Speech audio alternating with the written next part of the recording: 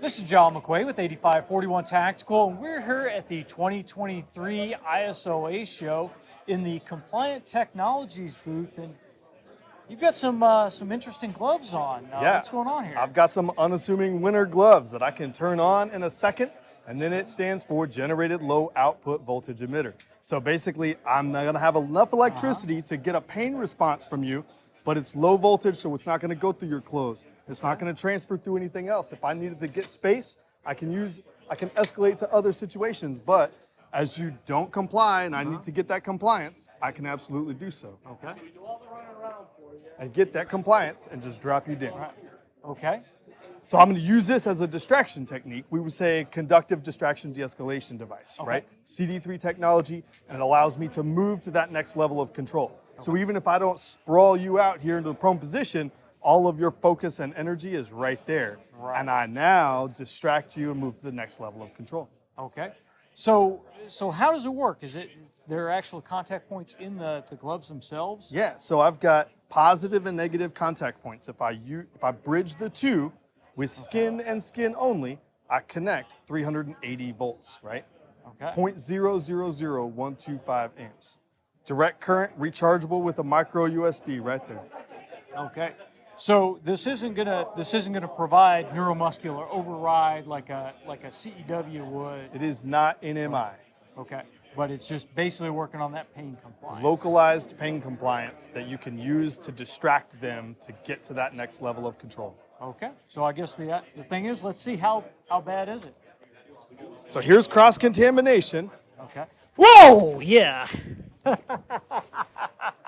Would you feel it effective to move to the next level of control? Yeah, that I would. I would easily get you into a mode of compliance, yes? It definitely, But it was definitely distracting. there's no signature mark. Right. And even though I was able to get that compliance, it didn't enter your body. It didn't travel through anything. And it's safe enough to where I can actually test it myself before I go hands-on to make sure that it's doing what it's designed to do. Very interesting. Yeah, it's definitely it definitely elicits a reaction. What kind of situations do you see these applicable for?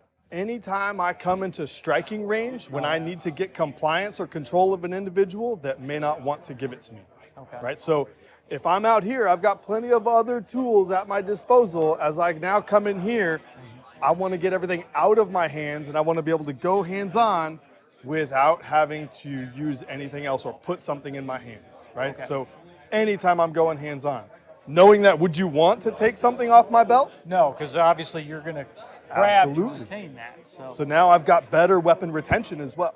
Okay, very interesting. And so they're constant on when you power them on, or is this a selective on-off? It's constant on. So once I turn that on, 1 second on, 3 seconds off, power is always going to be supplied to these pads, and it connects with skin. Right.